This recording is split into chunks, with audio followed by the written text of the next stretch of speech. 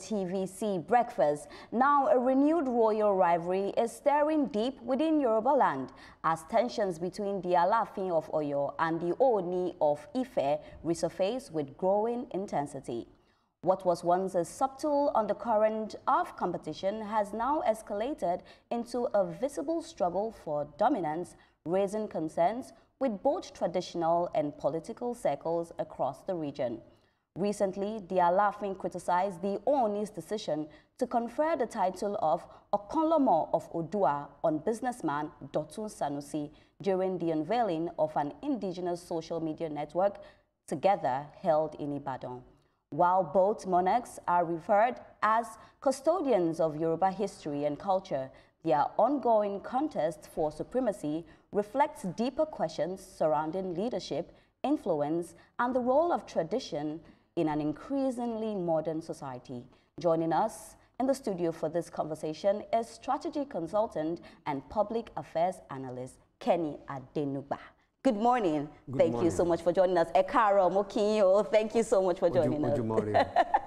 All right, so this has been going on social media for a long time. We see the back and forth. And sometimes we're wondering, why is this happening in the royal family? Because when we speak about the royals, we know that, you know, they do not like drama, they do not like conflict. And normally, we are not even expected to see this kind of conflict come on social media. We expect that when this happens, they will resolve it indoors for it to come out. But quickly, what do you make of the whole conflict and how it started? Okay, let me say this. It's good to be here and to talk about this. One, the social media has come to play up a whole lot of things that before wouldn't come to the public notice. Yeah. That's one thing. I keep telling people that a number of the things that we see today, that most of the time happened before. Yeah. But the intensity and the way they now played up in the social media, particularly a lot of times because of our influencers, so to say, who are looking for clickbaits.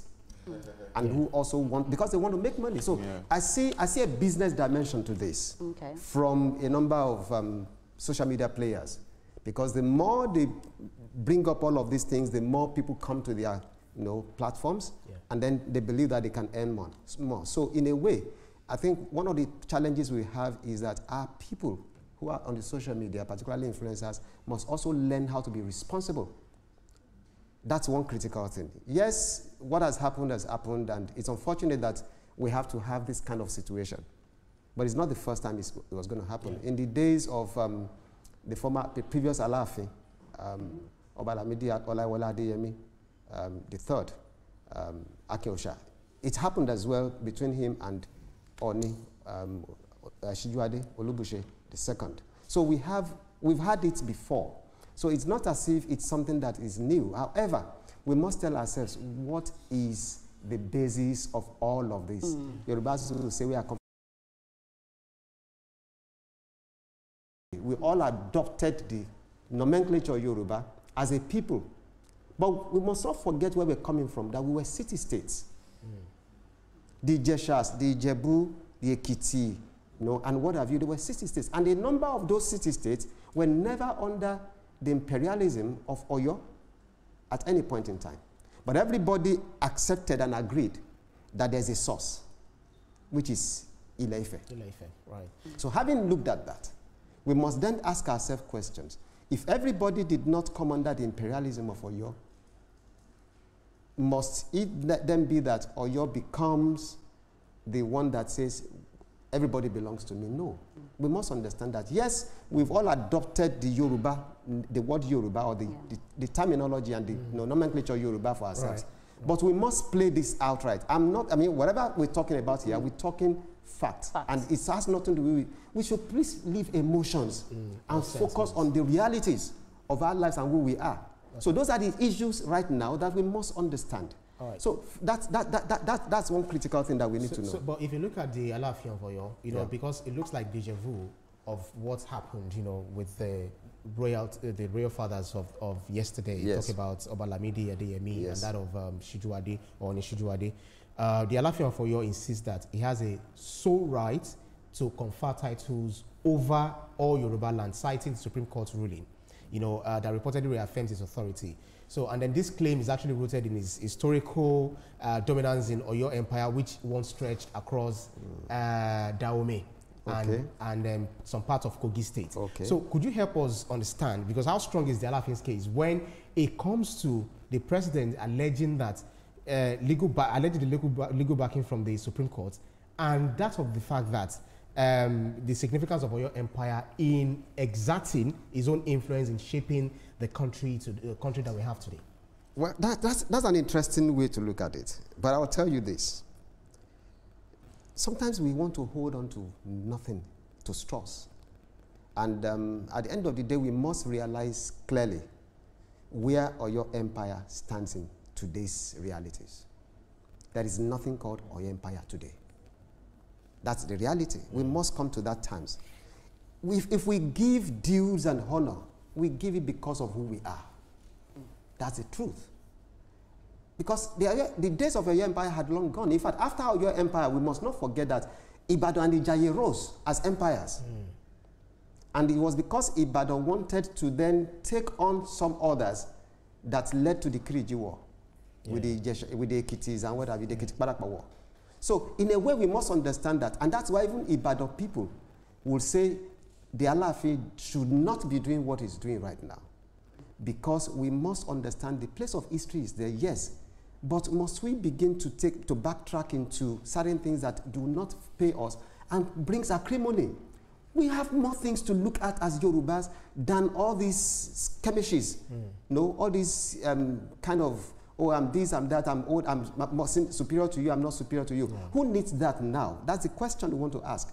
And how much of that would impact on the economic situation of the people, and how would that also help the political situation of the people and also bring prosperity to the people? Those are the things we need to start looking at. Our kings and our obas must begin to look at how do we engineer security? How do we look at the security architecture of Yoruba land? How do we look at the economic prosperity of Yoruba land and our people than all this, whatever? To me, it's a non-issue that somebody played up. And whoever played it up is just being mischievous. I mean, and this started right from the coronation time and what have you. I was there in Oyo, by the way. Speaking of playing up, you have clearly distinguished the difference between the Alaafin and the Ooni, you know, and the supremacy that exists between either of them. But this matter began when the Ooni gave a chieftaincy title. What I want to ask is this: is that really the subject of this wahala now?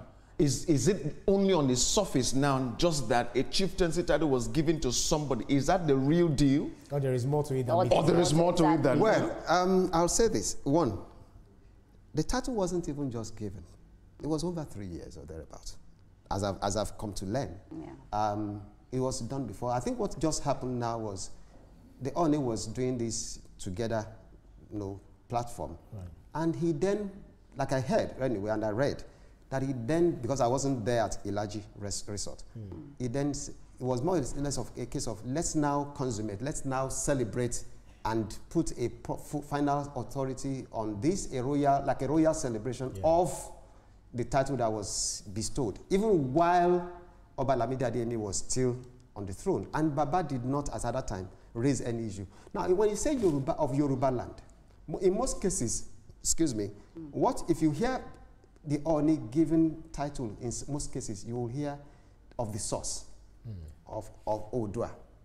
Now, Iyalaji of the source, or Iyalaji Odua. You will hear all of that. Now, for that to now come as Yoruba land, it's also another thing to look at.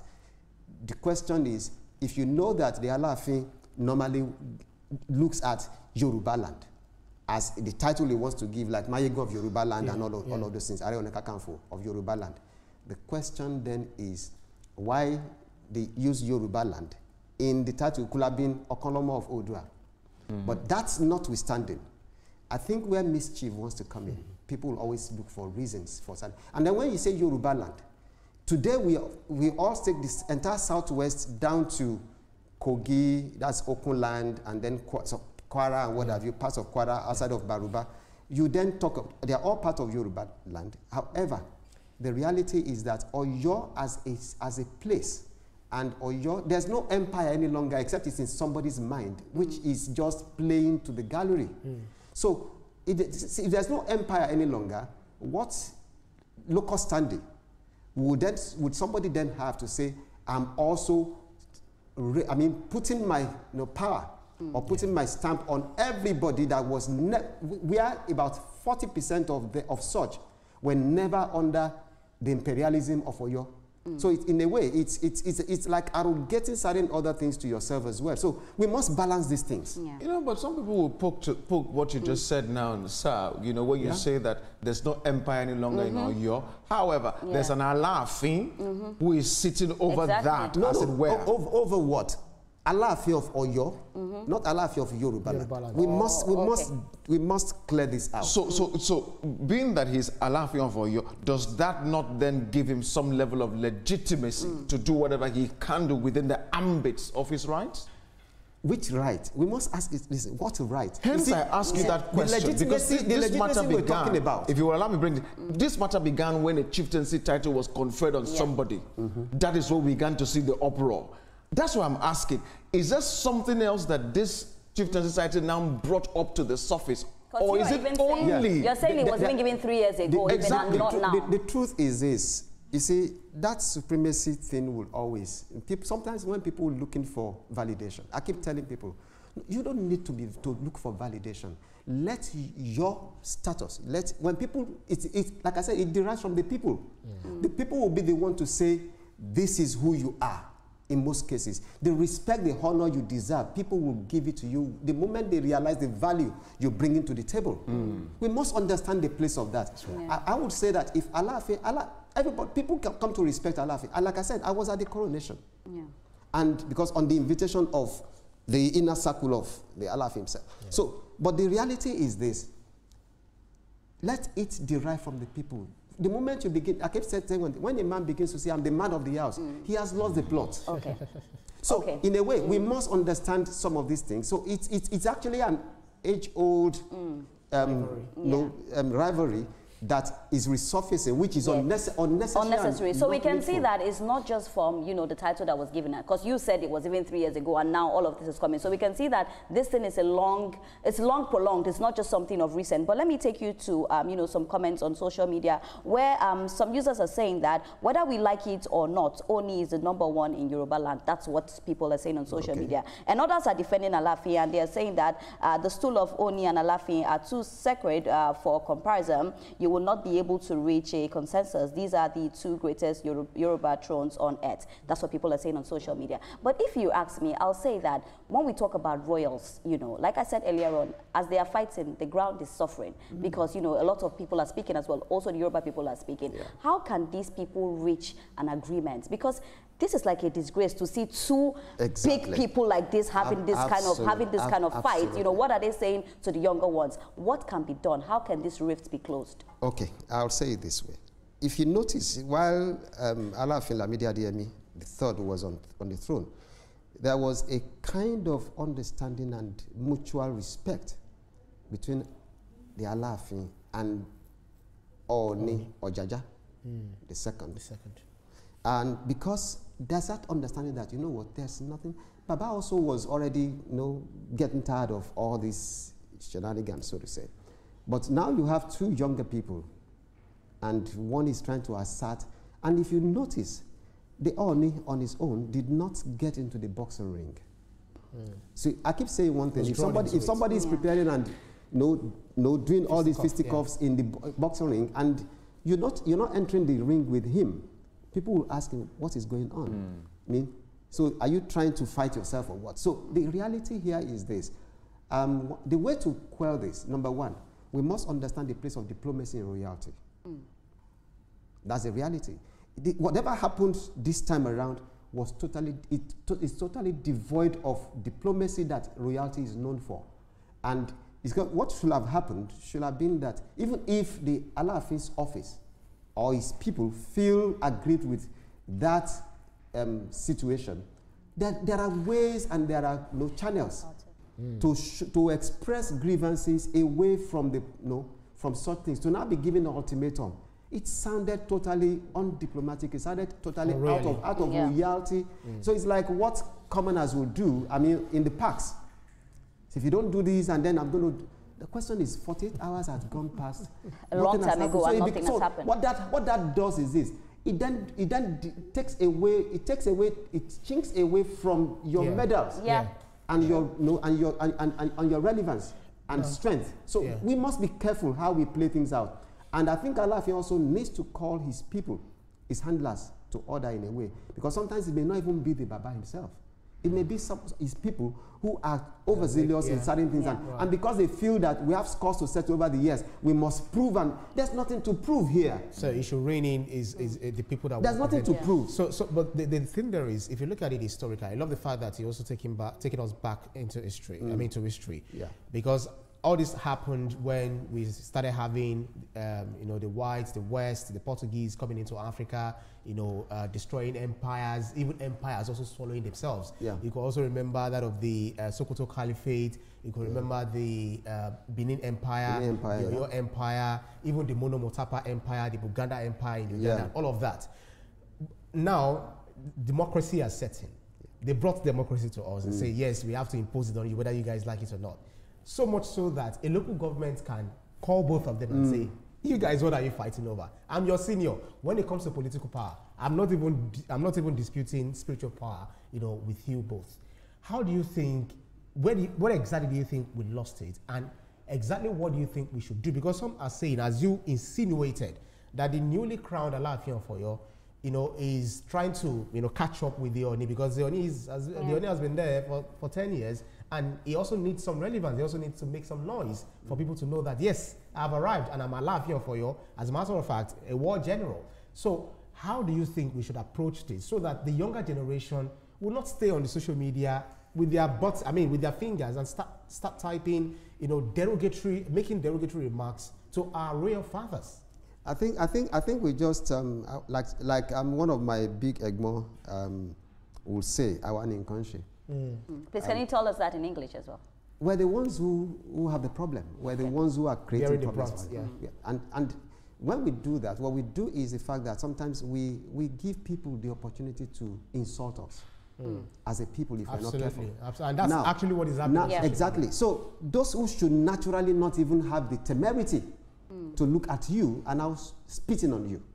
It's unfortunate, and it's very saddening for the Yoruba race, I would say that. However, like I keep saying, if you want to be, there are ways to show relevance and to make yourself relevant, and also show that you are here.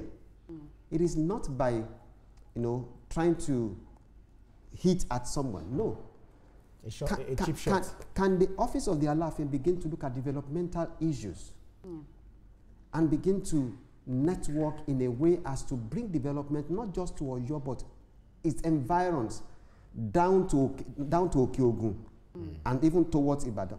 But then that begins to happen, people start looking, and then there are things within Oyo that are cultural as well. Can the Alaafin and his people begin to look at cultural upliftment of the environment as well as development? And that was one of the things that the Ooni also did when he came on board. He began to look at cultural matters. In fact, he had 2 cultural ambassadors called Ashoju. I don't want to mention their names. One of them is my good friend. But what I'm saying in essence is, he had those. Can the Alaafin also then begin to look at cultural things that will now elevate? The more you elevate the office, then the more people then also accept it. Like I said, whatever legitimacy you're talking about today, there is no legitimacy for any empire. Because now the tides have changed. There's no empire today, except it's in someone's mind.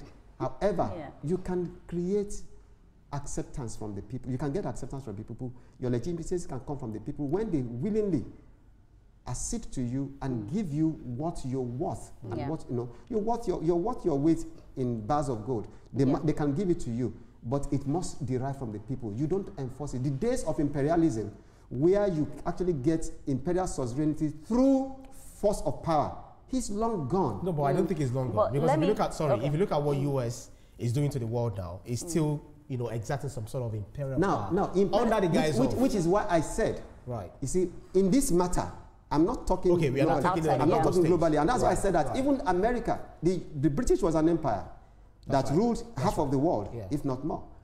and it fell. Yeah. Absolutely. Now, America is also, let us say it for what it is. It's an emperor. America is an empire, Yeah. a global empire that is also, if care is not taken, on its way out. Yeah. It's actually so we must understand the place of that. But within the context of what we're talking about, there is no empire called Oyo Empire today. Absolutely. And don't forget, like I keep saying, most of the people, most of the other city-states that have now become towns, and the Ekitis, the Ijeshas. In Ijesha alone, you have how many towns in Ijesha? In Ekiti, you have as much as tens of towns in Ekiti. The same thing you find in Ife and its environs, Edwambo, Olode, and all those places. The same way you find in Ijebu. They were never at any point. The most that happened was that they had relationships, which was diplomatic. They were never at any point under the rulership or the imperialism of Oyo. So how do we then place those ones when today, when there's no empire, you now say that everybody must also koto, but everybody will say this is the source. Ile-Ife is ours, or Ile-Ife is our source. Yeah. So that is why I said that spiritual and cultural dominion is more eternal, whereas imperialism is temporal. So we must understand the place of both. So if that understanding comes, then it becomes easier for everybody. And everybody can stay and do what they need to do without anything. Where I come from, they say something that the sky is so vast that birds can fly without necessarily banging wings. But let me just come in here and say this. We said that the Ooni was dragged into the fight. So what does that speak about the next person? And let's just keep that aside. You said social media, is the reason why we see all those things. So does it mean that this has been happening before, but right now social media is just exposing it? And also, how can we bring about more peace when we talk about our royals? Because you said social media is the one bringing it out. It's been happening before, according to you, sir. Yeah, you see, there's no way, the moment you have, because in sociology and in social environment, the social dynamic says that the moment you relate beyond interpersonal, there'll be politics. If we're four here, right, the moment we begin to relate, I probably will become closer to him than him or to you. And the reason may be, I've known him maybe a bit longer. And the reason could also be that, oh, she's a female, I have a soft spot for females. That could be a reason. So whichever way it comes, there'll be politics. I would gravitate towards an individual or a personality or an entity than the others. At that point, you begin to have politics. It is natural. Okay. However, like I said, the place of diplomacy comes in to help to resolve things. There are things that you don't bring to the public. Where I come from, they say that the elder must know how to keep things from within. They will say, I love all your adages. And then they say, which means that the elder doesn't just open the mouth to speak anyhow, even though they can look at things. And that's why another word they say is this, that from the eyes you will know the grievances of a youth. But for the elder, it's within. Which means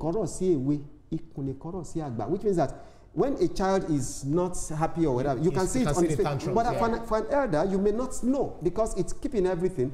Then they will drag themselves inside to go and discuss and resolve matters. Mr. Adenugba, I wish we had more time. I would have wanted you to espouse on what then gives the Alaafin his own local standing, but we don't have that time to continue. We don't have time again. Thank you so much, Mr. Kenny Adenugba. Thank you so much. Esheo, you were amazing on the show. A lot has been said. Thank you so much for clarifying a lot for us. But after the break, we will explore how $238 million loan from Japan will support the expansion of the national grid and its border benefits. Stay with us. This is TVC.